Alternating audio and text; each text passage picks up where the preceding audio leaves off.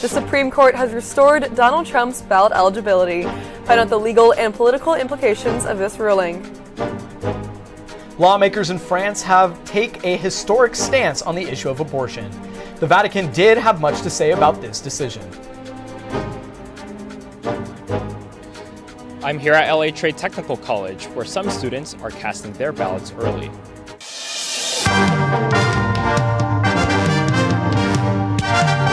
Annenberg TV News is next. On the eve of Super Tuesday, the U.S. Supreme Court ruled that former President Donald Trump can stay on the Colorado ballot. This comes just 4 months after the Colorado ruling that had previously banned him. Hi, I'm Sophie Sullivan. And I'm Vincent DeMonte. The justices said the 14th Amendment does not allow for states to bar a former president from a ballot. The unanimous 13-page opinion says states are not allowed to remove candidates from federal elections. A majority of the court took it a step farther, saying that the 14th Amendment's insurrection clause can only be enforced by Congress. There was no way the court was going to put itself in the center of this incredibly controversial matter. The court has demonstrated that if it wants to act quickly, it can act quickly. So the question is then, why did it wait until April 22nd to schedule oral arguments in the even more important case about absolute immunity? The Colorado case moved quickly. On December 19th, the Colorado Supreme Court in a 4-3 decision voted to remove Trump from the state ballot. Trump's legal team appealed on January 3rd, and the U.S. Supreme Court agreed to hear the case just 2 days later. Oral arguments were heard last month, and the court reached its unanimous ruling today. Today's ruling checks off one of Trump's many legal troubles. Experts say it won't affect his position as the Republican frontrunner. Early in-person voting for the 2024 California primary election will close tonight at 7 p.m.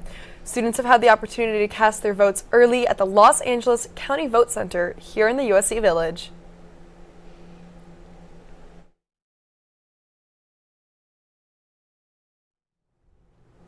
There are several other locations for early voting around LA.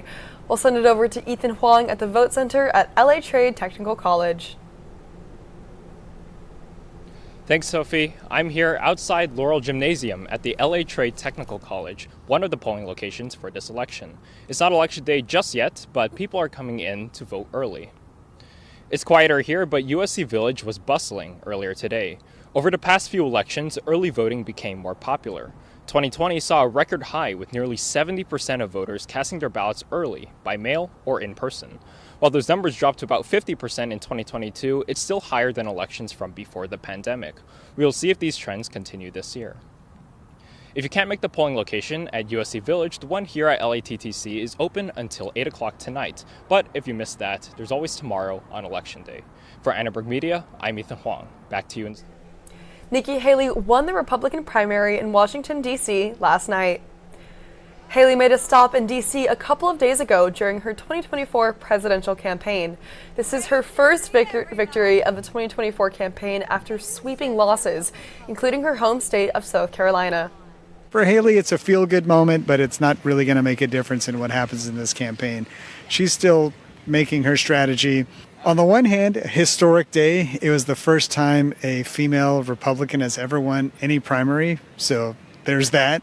On the other hand, totally symbolic, almost doesn't matter.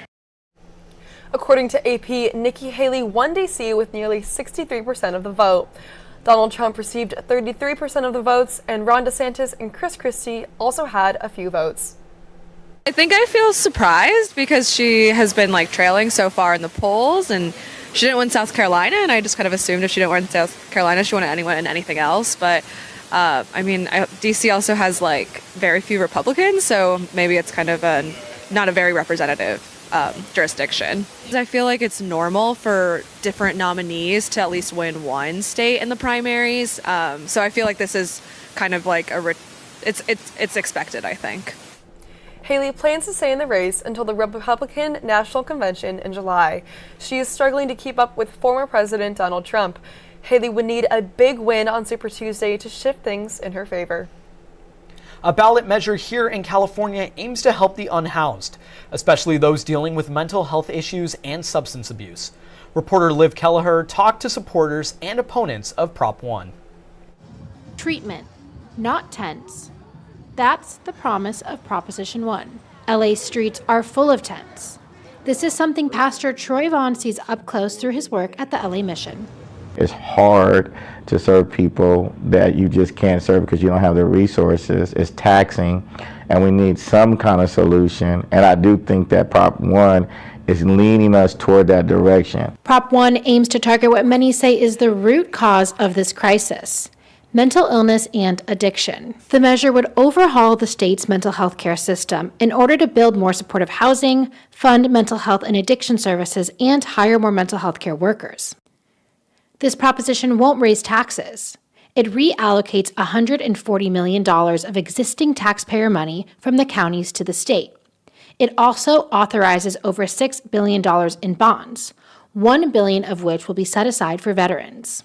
While Proposition 1 has primarily received bipartisan support, there has been concern expressed on both sides of the aisle about the proposition's efficacy in targeting homelessness. I work in Sacramento now. I see the inefficiency of the state managing all of these programs. I don't think it works. I'd rather have the same monies go to the county. That's really where my opposition lies. Another point of contention is the proposition's inclusion of involuntary treatment. This type of forced care can seem extreme and aggressive. But Pastor Vaughn sees this type of treatment as not only humane, but necessary. We cannot just walk by them and pass by them, and we have to put them in the right type of care and facilities with the intent of stabilizing them, not incarcerating them. Ultimately, voters will decide if they approve of this new approach to tackling homelessness. For Annenberg Media, I'm Liv Kelleher. Well, I don't know about you, Sophie, but I think Prop 1 is going to be one of those really important ballot measures, especially here in LA, especially where unhoused kind of situations go kind of rampant around here. What do you think? I think, as early voting comes in and as we start to see more votes being casted tomorrow, I think for sure this will be one of the propositions that people really do pay attention to, especially as it implicates tax dollars and with Los Angeles experiencing the worst unhoused crisis in its history. Yeah, I definitely think a lot of people will turn up Super Tuesday to vote for Prop 1 and, hopefully if it's voted in, can definitely bring around a lot of change. The LA Metro is offering free transportation for Election Day. Polls will be open from 7 a.m. to 8 p.m. The free rides will continue after the polls close until midnight. And be sure to tune in to our special election coverage tomorrow night. Join us at 8 p.m. on our YouTube channel at youtube.com/Annenberg Media. This morning, France became the first and the only country in the world to make abortion a constitutional right. The vote was cheered by men and women across the country. Although France legalized abortion nearly half a century ago, French President Emmanuel Macron pushed for an amendment after the U.S. overturned Roe v. Wade 2 years ago. It's a move that 9 in 10 citizens supported today. Things that America does as a country, as a democracy, we have to take them really seriously because we are such a big country with such global reach. It sends a message to pro-choice activists everywhere, like myself, that it's possible to create change despite pushback, and that there are countries out there that are taking it seriously. The decision was widely celebrated across the world, but opposed by Vatican clergy who said in a statement, quote, "There's no right to take away human life." USC students shared their take on the French amendment. I'm interested to see how that will affect maybe migration patterns into France, especially for people in other parts of Europe that are close to France that might want to get an abortion there and will feel safe and protected if they live there or go there for that medical procedure. I believe in every human's right to life, but like I said, it's situational. People shouldn't bear the burden because of something that wasn't in their control. So, I don't know, slippery slope. Women definitely deserve the right to choose what they want to do with their bodies. So I'm glad that France is supporting women. We should totally follow France's footsteps. The French National Assembly approved the amendment proposal in January, and the Senate adopted the bill last week. Today, over 700 legislators voted to approve the bill. Only 72 voted against. President Macron said the move sends a universal message of French pride. A public ceremony is planned for International Women's Rights Day on March 8th. Well, spring break is right around the corner. Find out how to keep you and your belongings safe. A possible airline merger was just called off. This may affect your travel plans moving forward. California's mountain, town, and ski resorts are digging out after a blizzard. See how USC students were affected.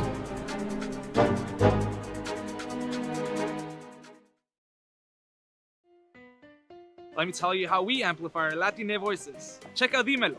We have it all. Deportes. Entertainment. Noticias. ¿Qué tal? Soy Mariela Gómez y bienvenidos a Dime la Hora. Radio and podcasting. Comida y cultura.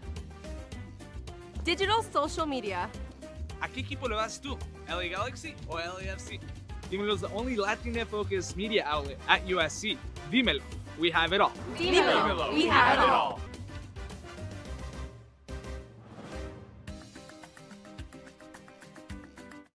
Mr. Owl, how many licks does it take to get to the Tootsie Roll center of a Tootsie Pop? Let's find out. 1, 2, 3. How many licks does it take to get to the center of a Tootsie Pop? The world may never know. There's a new pet. Chia. Chia Pet, the pottery that grows. It's fun and easy. Soak your chia, spread the seeds, keep it watered, and watch it grow.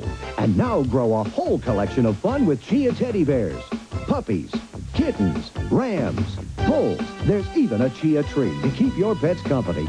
Chia Pets and Trees, the pottery that grows. The Chia Pet and Chia Tree are available at Kmart, Rite Aid, Ames, and Woolworth. Makes a great gift. JetBlue and Spirit Airlines announced they will end their merger agreement after a federal court blocked the partnership.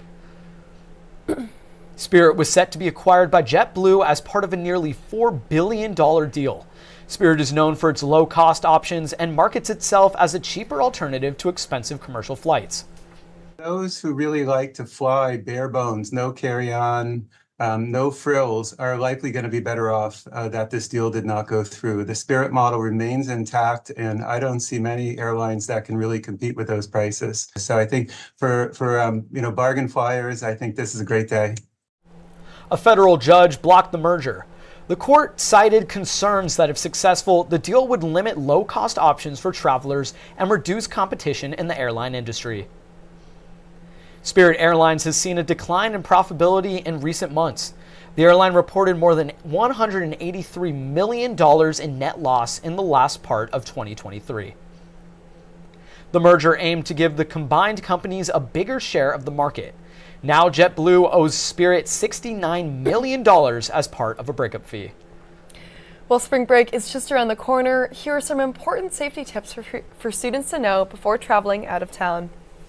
There's a certain element of criminals that prey on universities. The thieves know when students leave for the break. And so what we really want to emphasize is that students take reasonable precautions to protect their property, particularly if they're living in an off-campus apartment, before they leave on their break. DPS has other recommendations. Among them, avoid a pile of mail at the door, lock all doors and windows, ask someone to keep an eye on your place, store bikes and scooters out of view, and download the Live Safe app.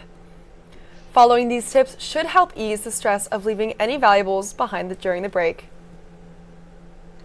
Well, it appears the theme of the last 3 weekends has been rain, rain, rain, and things have been getting chilly, although, the rain is starting to go away a tiny bit. So, Avi, tell us, are things going to heat up at all? Are we going to still see a little bit of chilliness coming forward? You know what, Vincent? I think things are going to look up and just to your liking. Good afternoon, Los Angeles, and welcome to Avi's Airtime. Spring break is just around the corner. Students will be traveling all around the world, from Cabo to Miami to Barcelona. I hope everyone is just as excited as I am. Let's take a quick look at today's current conditions. It's been a nice sunny day here in LA with a chill 62 degrees. Let's see if that holds up for the rest of our week. We will see some showers on Wednesday. Despite that, this week we're looking at similar to what great weather we've seen today, and hitting that long-deserved 70s mark on Saturday. With spring break just around the corner, I sure hope we see this for when we return.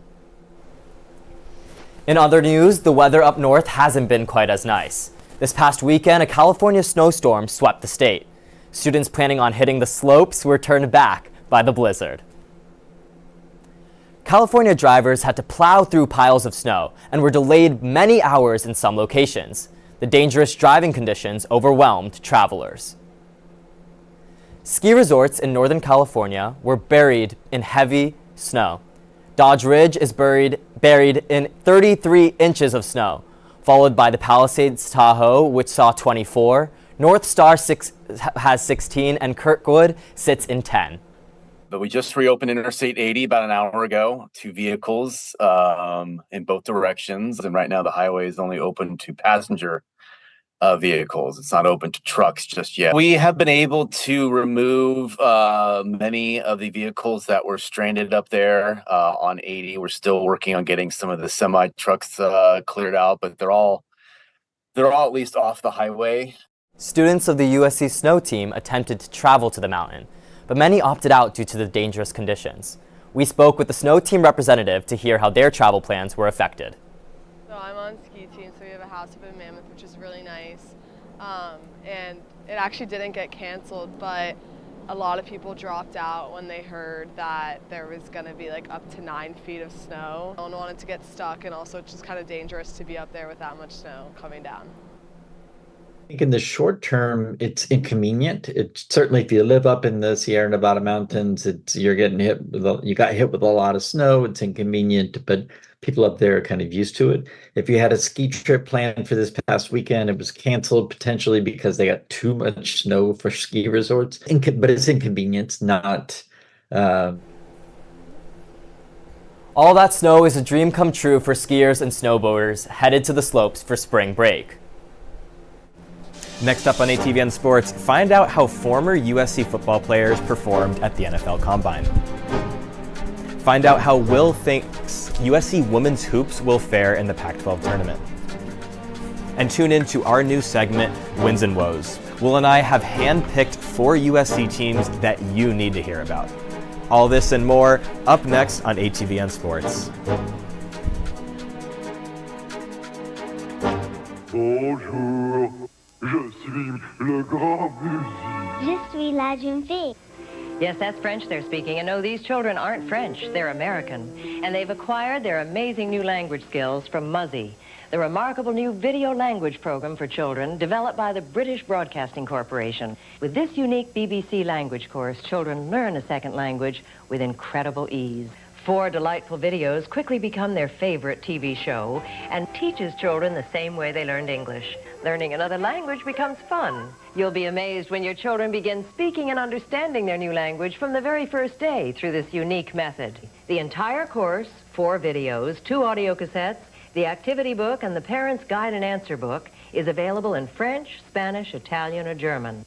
To order, use your credit card and call this number. We'll ship and charge you $28.08 a month for 6 months. Your satisfaction is guaranteed. Call 1-800-424-0700. Okay, this stuff is really amazing. I mean, I put it in my mouth and I taste watermelon, but it's not just that. I taste strawberry too, but it's kind of like a watermelon-y strawberry put together. Hang on. Sorry about that. And the bubbles are really awesome. I mean, that's why they call it Max, I guess, obviously. That sort of makes sense once you think about it. Oh, I'm Dan, and that's Chuck. Hubba Max. A whole new kind of bubble. Hey! Welcome back to ATVN Sports. I'm Will Simons. And I'm Nolan Ezett. We've got a full segment of USC sports to talk about with you, but first, let's start at the court. Men's basketball suffered a 75-72 loss to Washington State, but followed that up with an 82-75 win over Washington. Isaiah Collier was the main show this weekend, dropping 24 points against the Cougars and a 31 bomb on the Huskies. This weekend started off on Thursday as the Trojans took a tough loss as Wazoo got their first lead of the game with 2.5 minutes left in the game. But USC did bounce back on Saturday, retaining their lead against Washington and walking away with a win.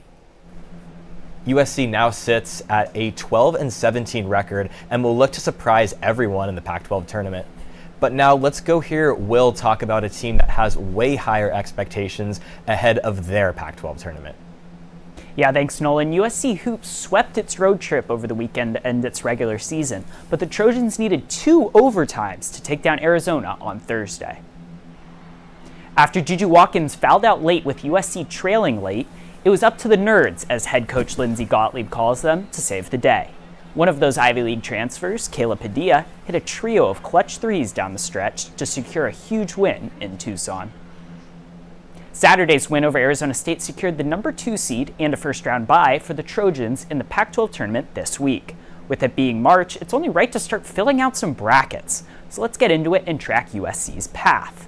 As you can see right here, I've got Washington, the 10 seed, moving on to beat over number 7 Arizona in the first round on Wednesday.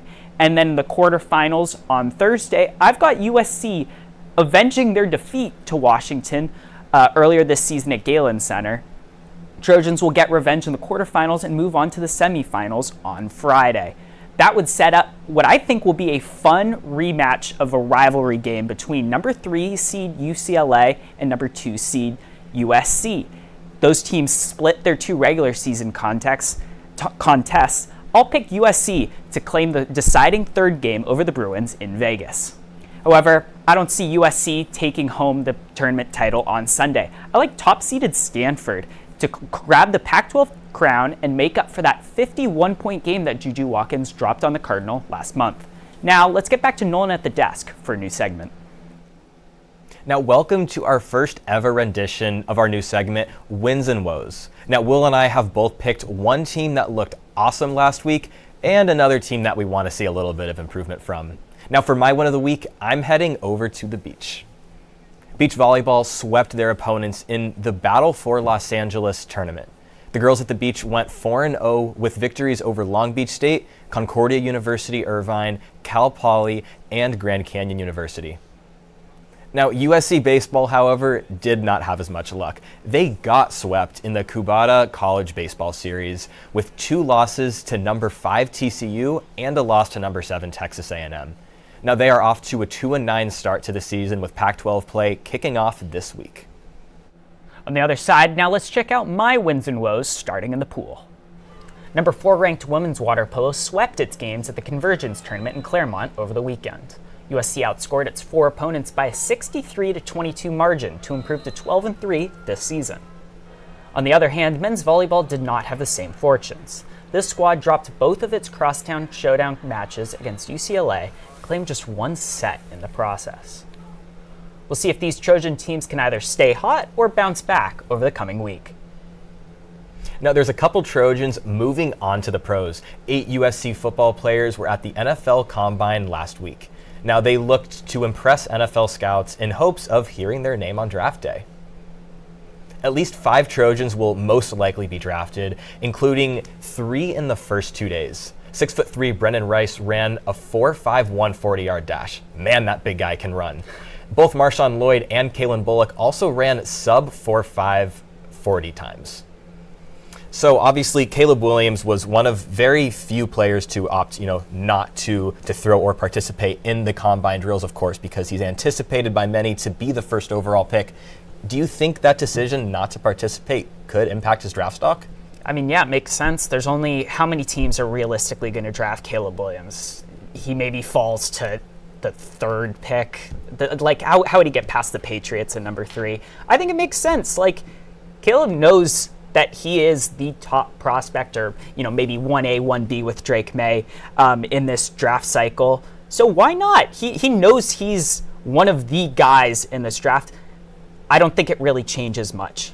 I don't know if it changes much, but it definitely could move him down a slot or 2. I think the bigger thing, rather than just him sitting out, is I think kind of the mentality that we saw when he was at the presser is kind of what a lot of people were concerned about, his attitude and his leadership skills. We didn't necessarily see his leadership skills, but we did see his attitude, and it kind of felt, at least to me, like he was having this subtle arrogance. You listen to the answers that he gave, and it kind of felt like he didn't want to be there, or even he thought that he's better than everyone else, and that's why he's sitting out. And sure, it is true, He is amazing. That's why he's sitting out. But you don't want to give off that impression to the scouts that are ultimately going to be giving that information to the GMs. In some ways, though, I don't know if that's necessarily an issue. Like, if you're playing in the NFL, if you're going to be an elite starting quarterback, I kind of think you have to be a little bit on that arrogant side. Like, I think of Tom Brady, and like, you kind of have to have that little bit of an edge to be an elite athlete in general, really. So I'm not sure how much it'll affect anything, but we'll see what happens. We'll continue to monitor Williams' draft stock over the coming weeks, but that's all we have time for today on ATVN Sports.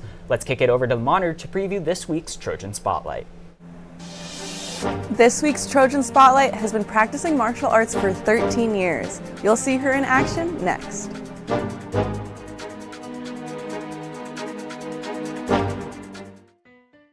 Let me tell you how we amplify our Latine voices. Check out Dímelo. We have it all. Deportes. Entertainment. Noticias. ¿Qué tal? Soy Mariela Gómez y bienvenidos a Dime la Hora. Radio and podcasting. Comida y cultura.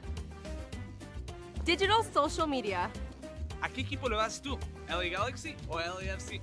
Dímelo is the only Latine-focused media outlet at USC. Dímelo. We have it all. Dímelo. We have it all.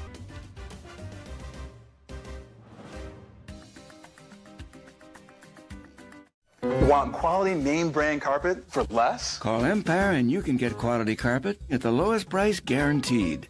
And no payments for 1 year. 800-588-2300 Empire. Today. I've replaced your shoelaces with fruit by the foot. So you did. I replaced your fingers with fruit by the foot. Bravo. I've replaced your bones with fruit by the foot. Indeed you have. I replaced your guitar strings with fruit by the foot. Seems like a step backwards, but alright. I've replaced your DNA with fruit by the foot. That would be end game, my friend. Fruit by the foot. Fruit-flavored snack. Kung Fu is a traditional Chinese sport that requires long hours of practice. The routines require acrobatics, power, speed, the ability to block and attack. This week, I met with Alyssa Panratana, a martial artist at USC's Kung Fu Club.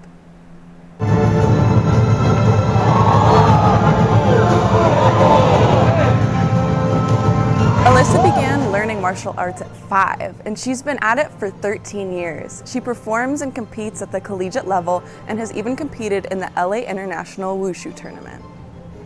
Yeah, so Wushu is like a Chinese martial art, and the way we do it as a sport is not like sparring or combat, but rather forms. So in a way, it's kind of more like gymnastics or dance, but with like elements of martial arts. There's a whole host of weapons like staff, broadsword, spear, straight sword, whip chain. Whip chain, I got into it because my studio was just teaching all the students, and you start with like a rope, like a weighted rope, and then you move on. On Saturday, she showcased her talents in front of a USC audience, and today she showed me how she gets whipped into shape. Although she has competed with swinging staffs, broadswords, and fans, the whip chain is her weapon of choice. I just want everybody to join because it's such a fun sport, like to do the jumps, do the forms, easy progression, and also a really, really wonderful community. So I would recommend everybody join USC Kung Fu. USC Kung Fu meets Tuesdays from 6 to 8 p.m. in the Lions Center Robinson Room and Fridays from 4 to 6 p.m. in the Physical Education Building. You can learn routines, weapons, and self-defense. That's all for this week's Spotlight. Back to you. Well, thanks for watching Annenberg TV News. From everyone at Annenberg Media, I'm Vincent DeMonte. And I'm Sophie Sullivan. For more coverage, watch and subscribe to our YouTube channel at youtube.com/Annenberg Media. Thank you and good night.